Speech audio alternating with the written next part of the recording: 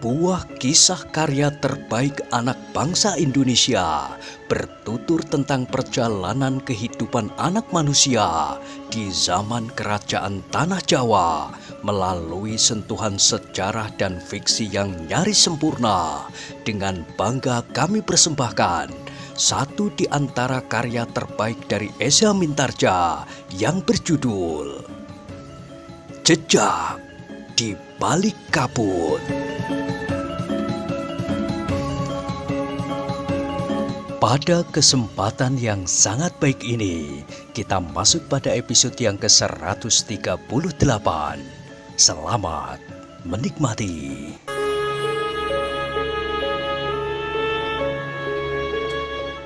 Pada episode sebelumnya telah diceritakan, Nyi Tumenggung pun kemudian telah meninggalkan bilik tahanan itu. Sejenak kemudian maka pintu pun telah tertutup dan diselarak dari luar. Ki Tumenggung pun tahu bahwa bilik tahanannya itu mempunyai pintu rangkap. Sepeninggal Nyi Tumenggung, Ki Tumenggung Sarpabiwada itu sempat merenung. Ia mulai memikirkan apakah ia benar-benar akan menjadi seorang pahlawan jika Haryo Wisoko kelak berhasil menguasai Pajang, atau sebaliknya pengorbanannya akan dilupakan. Hanya orang-orang yang masih berarti bagi Haryo Wisoko sajalah yang akan disebut-sebut kelak sebagai pilar-pilar penyangga kekuasaannya. Ternyata hari itu Ki Tumenggung Sarpabiwada merenungi kata-kata istrinya. Semakin dalam ia memikirkannya, maka Ki Tumenggung menjadi semakin ragu terhadap kesetiaan Haryo Wisoko terhadap orang-orang yang telah membantunya. Dalam pada itu, Ki Tumenggung Yudatama yang telah menyusun rencananya bersama Ki Waskita tidak bertindak tergesa-gesa. Dibiarkannya Ki Tumenggung sempat merenungi pertemuannya dengan Nyi Tumenggung. Namun yang ternyata tidak sabar adalah para pembantunya. Bahkan seorang Rangga telah datang menghadap dan bertanya tentang kehadiran Nyi Tumenggung.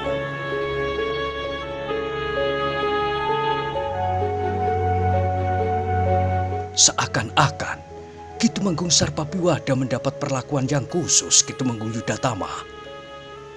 Kenapa? Bertanya Ki Tumenggung Yudatama.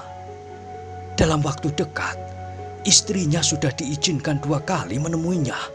Sementara itu, para tawanan yang lain sama sekali tidak boleh dijenguk oleh keluarganya. Kami mempunyai perhitungan tersendiri tentang Ki Tumenggung Sarpabiwada. Perhitungan yang mana, Ki Tumenggung? Aku belum dapat mengatakannya. Dalam hubungannya, agar Ki Tumenggung bersedia menjawab pertanyaan-pertanyaan kita dengan jujur. Antara lain, serahkan saja kepadaku Ki Tumenggung Yudatama, berkata Ki Rangga dengan geram. Aku sanggup memaksa Ki Tumenggung Sarpabiwada itu berbicara. Apakah kau sanggup dapat memaksa tawanan-tawanan yang lain berbicara? Sebagian besar dari mereka berbicara dengan jujur, sehingga memberi jalan kepada kita untuk sampai kepada Haryo Wisoko. Mereka memang tidak mengetahuinya, jika saja ada di antara mereka yang tahu. Kau tak akan dapat memaksa Ki Tumenggung Sarpabiwada untuk berbicara jika kalian memaksanya dengan kekerasan. Perintahkan aku untuk mencobanya. Jika kita memaksanya untuk berbicara dengan kekerasan, maka kita akan dapat kehilangan orang itu. Dalam keadaan yang tidak terkendali, kita akan dapat membunuhnya, meskipun kita tidak berniat melakukannya. Tetapi, apakah dengan cara memanjakannya, ia akan mau berbicara? Kita tidak memanjakannya, Ki Rangga. Tetapi kita berusaha untuk mendapatkan apa yang kita inginkan dengan cara yang lebih baik. Tetapi sampai kapan kita harus menunggu, Ki Tumenggung? Tentu saja ada batasnya. Aku akan selalu berhubungan dengan Ki Gede Pemanahan. Semakin lama kita menunggu, Maka para prajurit yang bertugas mencegah agar Haryo Wisoko tidak berhasil keluar dari kota menjadi semakin gelisah. Aku mengerti Ki Rangga. Aku akan memperhitungkan waktu. Terima kasih Ki Tumenggung. Sebaiknya kita tidak menunggu para prajurit kehilangan kesabaran dan bertindak sendiri-sendiri. Mungkin rakyat Pajang akan menjadi semakin resah. Baik, aku perhatikan pendapatmu. Aku mengerti sepenuhnya.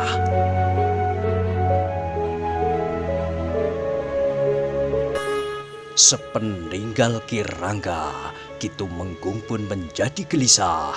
Ia memang tidak boleh berlama-lama. Jika waktu sudah terbuang dan akhirnya Ki Tumenggung tetap berkeras kepala, maka dendam para prajuritnya akan menjadi semakin memuncak. Hari itu Ki Tumenggung tidak mengambil tindakan apa-apa terhadap Ki Tumenggung Sarpabiwada, tetapi Ki Tumenggung telah pergi menemui Ki Gede Pemanahan. Baiklah, berkata Ki Gede, kita memang tidak boleh berlama-lama. Tetapi aku pun sependapat dengan Ki Waskita. Besok kita akan mencobanya Ki Tumenggung Yudatama. Apakah Ki Gede sendiri akan datang ke barak? Atau Ki Gede memerintahkan aku melakukannya? Aku akan datang sendiri ke barak. Kita lakukan bersama-sama. Bagaimana dengan Ki Waskita? Tidak Ki Tumenggung. Kita tidak dapat melibatkan Ki Waskita langsung untuk menemui Ki Tumenggung Sarpabiwada. Jika ia melihat Ki Waskita, maka gejolak jantungnya tidak akan terkendali lagi. Baiklah, besok aku menunggu Ki Gede.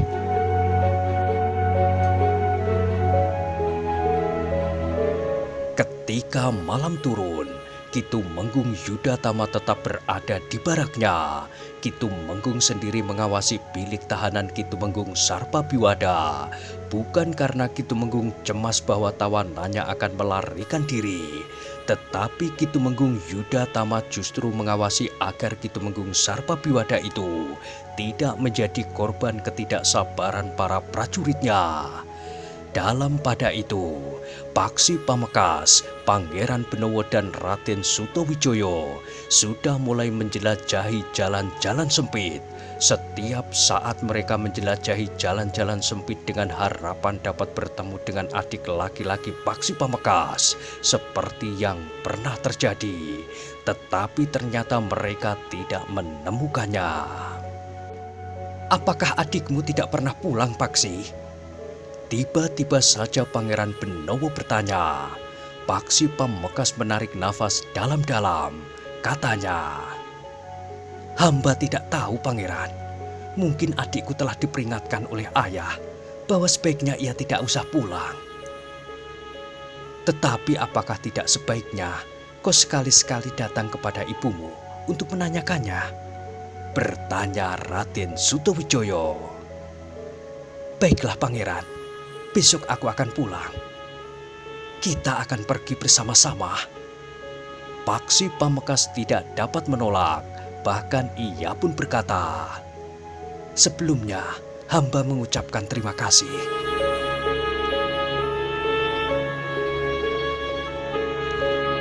Dalam pada itu, di hari berikutnya, di dini hari, jauh sebelum fajar, Paksi Pamekas sudah bersiap-siap. Demikian pula dengan Pangeran Benowo dan Raden Sutowijoyo. Bertiga mereka menyusuri jalan kota menuju ke rumah Ki Tumenggung Sarpabiwada. Ketika mereka bertiga sampai di Regol, langit masih nampak gelap. Dengan hati-hati Paksi Pamekas menguakkan pintu Regol halaman. Sepi, halaman rumahnya itu masih sepi. Kita menunggu sampai ada orang yang terbangun, Paksi. Berkata Pangeran Benowo, jika kita mengetuk pintu di saat seperti ini, ibumu akan sangat terkejut. Paksi Pamekas mengangguk-angguk. Katanya, baiklah Pangeran, marilah kita menunggu fajar di Pringgitan. Bertiga mereka pun perlahan-lahan melintasi pendopo dan duduk di Pringgitan. Namun demikian mereka duduk, mereka terkejut. Mereka mendengar orang berbicara di ruang dalam. Ketiganya kemudian bangkit berdiri dan melangkah mendekati pintu.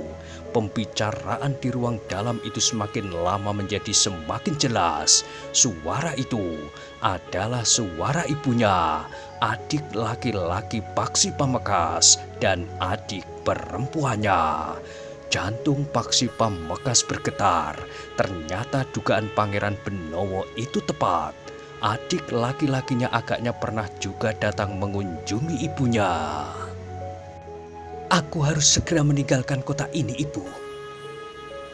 Ger, kenapa kau tidak menyerah saja? Kau masih terlalu muda untuk mengerti apakah sebenarnya yang dicari oleh Haryo Wisoko. Bahkan ayahmu yang berada di dalam bilik tahanannya mulai berpikir, apakah yang akan terjadi kelak? Ayah tidak akan bergeser dari sikap yang diyakininya, Ibu. Ayah pun telah mengatakan kepadaku bahwa aku adalah penerus dari perjuangannya. Tetapi aku baru saja mengunjungi ayahmu. Ayahmu mulai menjadi ragu apakah Haryo Wisoko akan berhasil. Berhasil atau tidak berhasil bukan menjadi soal, Ibu. Tetapi perjuangan harus berlangsung terus. Jika perjuangan ayah terputus, maka aku adalah penerusnya. Jika ayah harus menjalani hukuman mati, biarlah ayah menjalaninya sebagai seorang laki-laki. Kelak, namanya akan dicantumkan dalam deretan nama para pahlawan. Sedangkan akulah yang akan meneruskan perjuangannya bersama Haryo Wisoko, menghancurkan Pajang, menghancurkan kekuatan Sultan Hadiwijaya yang sombong dan sewenang-wenang itu.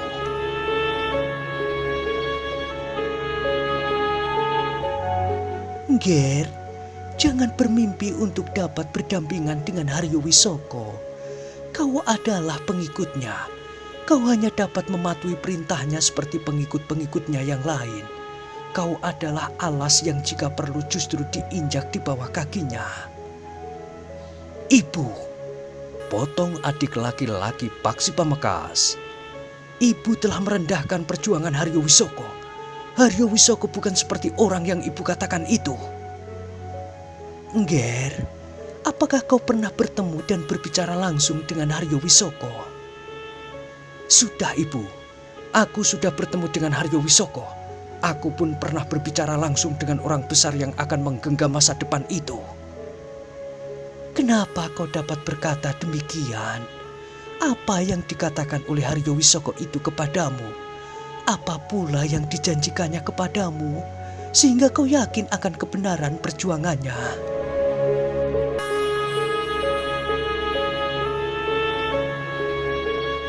Ibu, Haryo Wisoko tidak menjanjikan apa-apa selain masa depan yang lebih baik bagi Pajang. Mungkin selama perjuangan masih berlangsung, kami akan menderita. Tetapi penderitaan itu akan menghasilkan buah yang sangat manis bagi masa depan. Tetapi kau harus menyadari, Ger, bahwa Haryo Wisoko tidak akan mempunyai harapan lagi bagi perjuangannya. Tidak apa-apa, Ibu. Seandainya kami harus hancur, biarlah kami hancur menjadi debu bersama cita-cita perjuangan kami. Siapa yang mengajarimu itu, Ger? Tidak ada yang mengajariku, Ibu. Ayah memang mengatakannya. Tetapi apa yang dikatakan ayah itu sesuai dengan nuraniku. Tetapi kau tidak melihat apa yang sebenarnya terjadi. Sudahlah, Ibu. Aku datang hanya untuk mohon diri. Aku mendapat perintah dari Haryo Wisoko untuk meninggalkan kota dengan cara apapun juga. Kami berlima, anak-anak muda seumurku, akan mempersiapkan sebuah perjuangan jangka panjang di luar kota. Ger, dengarlah kata-kata ibumu. Maaf, Ibu. Aku harus pergi. Kakang, terdengar suara adik perempuan Paksi Pamekasan. Apakah kau tidak ingin tinggal bersama kami? Aku sudah bukan kanak-kanak lagi. Apakah hanya kanak-kanak saja yang boleh tinggal bersama ibunya? Aku bukan orang cengeng. Tinggal sajalah bersama kami sambil menunggu ayah pulang. Adik laki-laki Paksi Pamekasan itu tertawa. Katanya, Kau adalah anak yang sangat manja, yang tidak dapat mengerti bahwa seseorang harus memperjuangkan cita-citanya, karena cita-cita itu tidak akan datang dengan sendirinya. Kasihan ibu yang kesepian.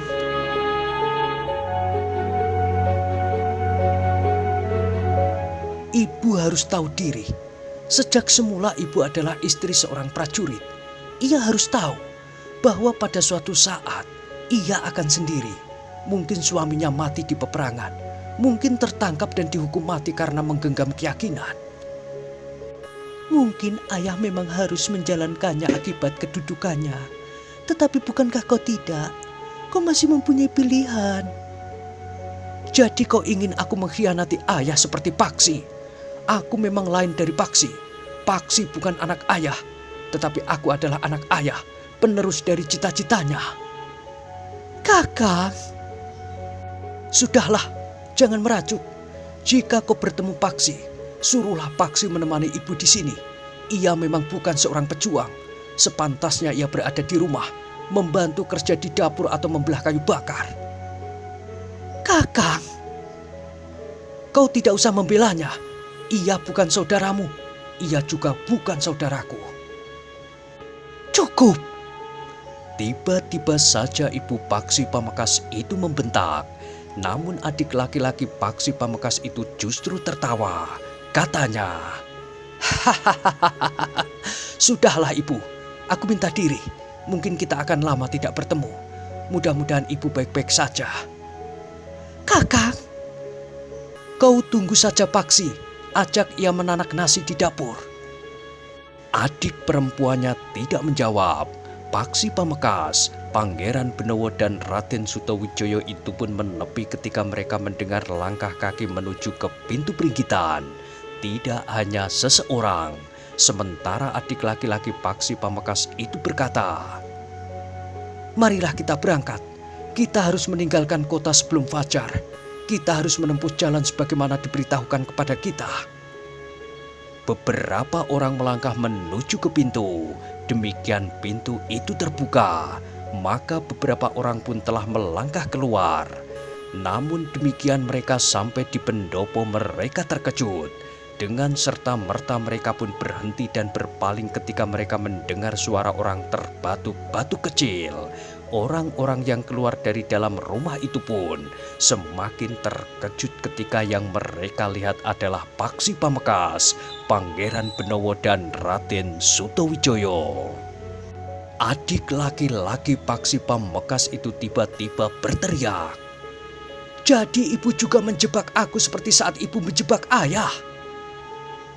Tidak, Nger. Bukankah ibu tidak tahu bahwa kau akan datang kemari? Aku pun tidak tahu bahwa Paksi ada di sini. Jadi benar kata ayah bahwa Paksi ingin membunuhku. Ia merunduk kemanapun aku pergi. Tetapi jangan bermimpi bahwa kau akan dapat membunuhku. Siapa yang mengatakan bahwa aku akan membunuhmu? Bertanya Paksi Pamekasan. Ayah, kau pun berusaha untuk membunuh ayah. Tidak, dengarlah, aku memang mencarimu. Tetapi aku sama sekali tidak ingin membunuhmu. Aku ingin menolongmu keluar dari sarang serigala itu. Apa yang kau maksud dengan sarang serigala? Lingkungan para pengikut Haryo Wisoko.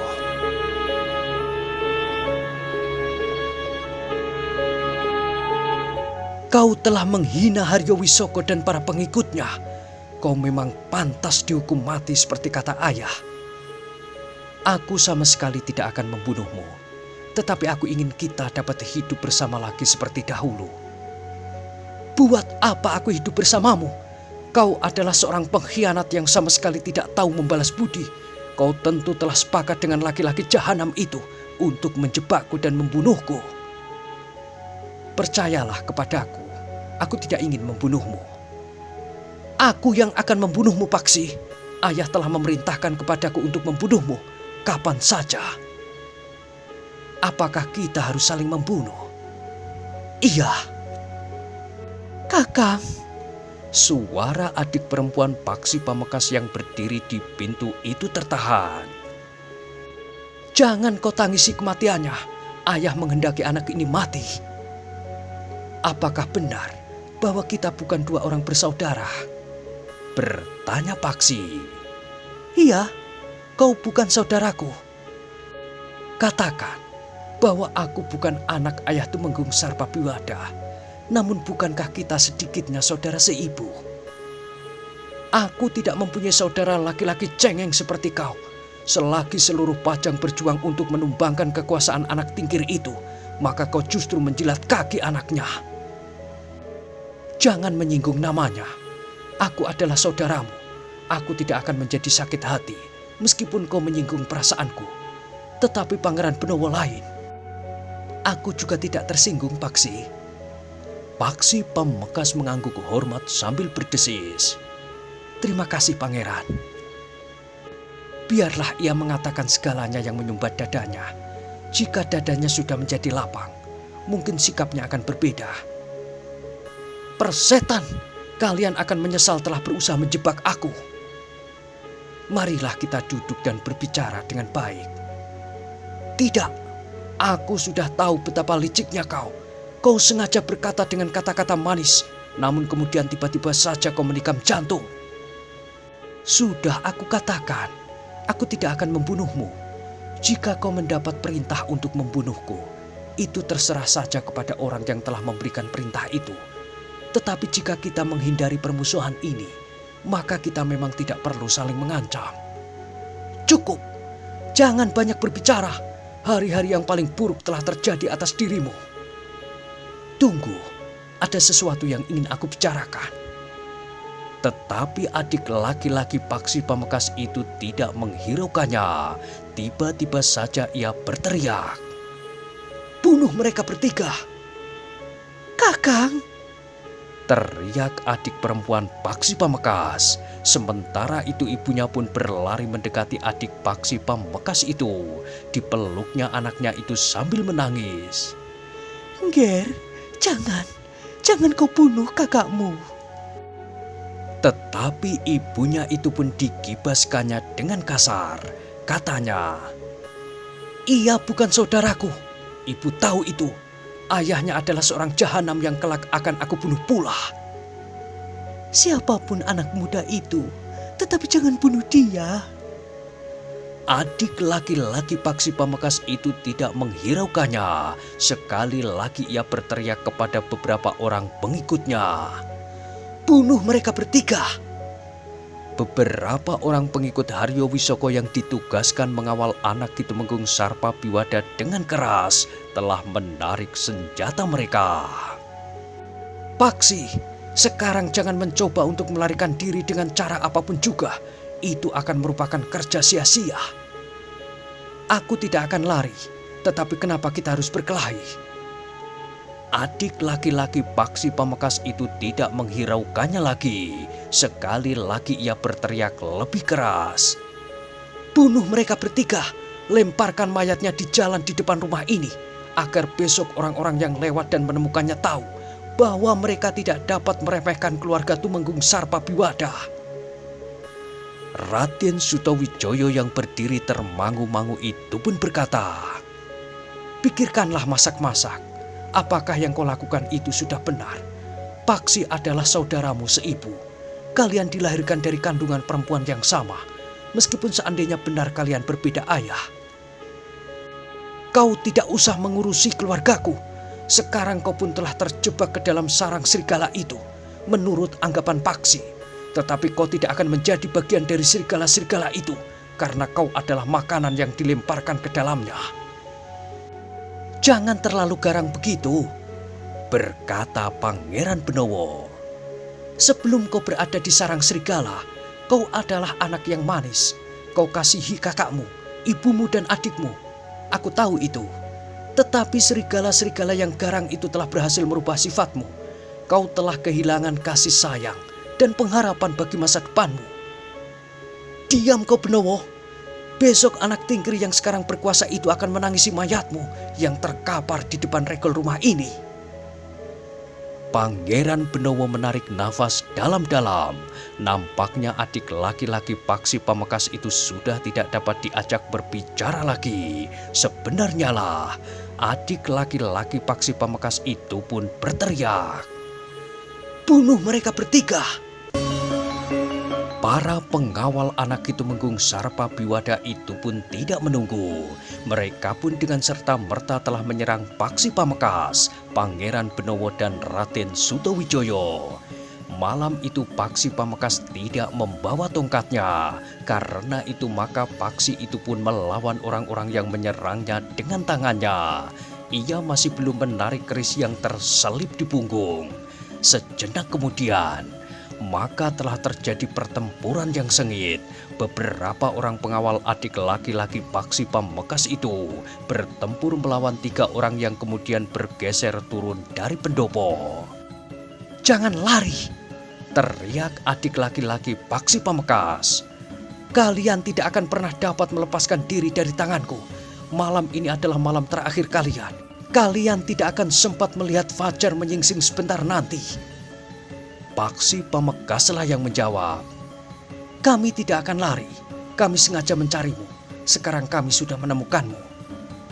Kalian memang telah menemukan aku, tetapi jangan bermimpi bahwa kalian akan dapat membunuhku. Sudah aku katakan bahwa kami tidak akan membunuhmu. Kami akan memungutmu dari sarang serigala dan mengembalikanmu kepada sifat-sifatmu yang sebenarnya." "Omong kosong!" geram adik Paksi Pamekasan. "Sesali nasibmu, kalian akan mati." Paksi Pamekasan tidak berbicara lagi. 2 orang telah menyerangnya dengan garangnya. Sementara itu Raden Sutawijaya dan Pangeran Benowo harus bertempur masing-masing melawan 2 orang. Dalam pada itu, Paksi Pamekasan dan bahkan Pangeran Benowo dan Raden Sutawijaya sempat bertanya di dalam hati, apakah Anak Tumenggung Sarpabiwada itu termasuk orang penting di dalam lingkungan para pengikut Haryo Wisoko, sehingga ia harus mendapat pengawalan kuat seperti itu. Namun nampaknya Haryo Wisoko memang memperhatikan para pengikutnya yang masih muda-muda. Nampaknya Haryo Wisoko memperhitungkan bahwa perjuangannya masih sangatlah panjang, sehingga diperlukan kekuatan bagi masa depan. Sejenak kemudian maka pertempuran pun telah meningkat menjadi semakin seru. Ternyata bahwa para pengawal-pengawal Anak Kitumenggung Sarpabiwada itu bukan orang-orang kebanyakan. Mereka adalah orang-orang yang berilmu tinggi. Namun Paksi Pamekasan, apalagi Pangeran Benowo dan Raden Sutawijaya adalah orang-orang yang telah ditempa dengan berbagai macam ilmu. Karena itu maka para pengawal adik Paksi Pamekasan itu tidak segera dapat menguasai ketiga orang yang ingin dibunuhnya itu. Bahkan semakin lama, semakin nampak betapa para pengawal adik Paksi Pamekasan itu mengalami kesulitan. Perlahan-lahan mereka mulai terdesak. Meskipun mereka sudah menggenggam senjata di tangan, adik Paksi Pamekasan yang melihat bahwa Paksi Pamekasan berhasil mendesak kedua orang lawannya mulai menjadi gelisah. Ia tahu bahwa Paksi Pamekasan memiliki ilmu yang sangat tinggi.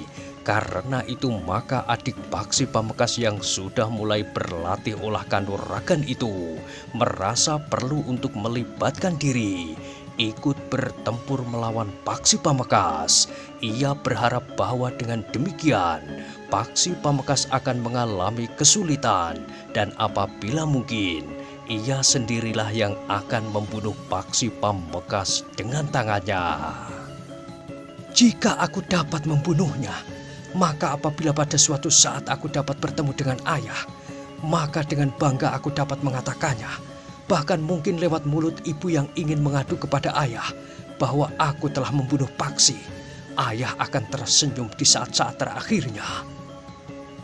Karena itulah, maka adik Paksi Pamekasan itu pun segera mengerahkan kemampuannya bersama-sama dengan 2 orang pengawalnya untuk menghabisi Paksi Pamekasan tanpa ampun. kehadiran adiknya di medan laga itu telah membuatnya semakin berharap bahwa ia akan dapat menangkapnya. Karena itu maka Paksi Pamekasan pun justru telah meningkatkan ilmunya untuk melumpuhkan kedua orang pengawal adik laki-lakinya itu. Sementara itu, para pengawal yang melawan Pangeran Benowo dan Raden Sutawijaya pun menjadi semakin terdesak pula. Mereka sama sekali tidak mampu mengatasi kemampuan ilmu Pangeran Benowo dan Raden Sutawijaya. Setiap kali para pengawal itu terpelanting jatuh, jika mereka segera bangkit, maka kawannya lah yang terlempar dari arena.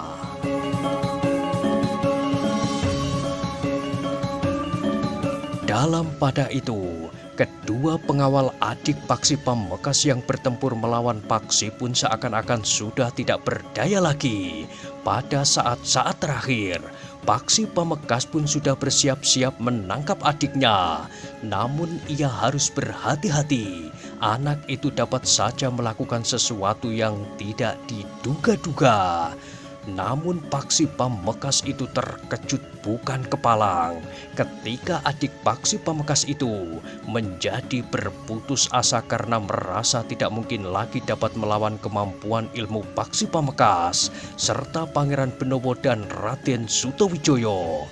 Maka adik Paksi pun tiba-tiba telah meloncat menerkam adik perempuannya. Dengan pisau belati, adik Paksi Pamekasan itu mengancam leher adik perempuannya.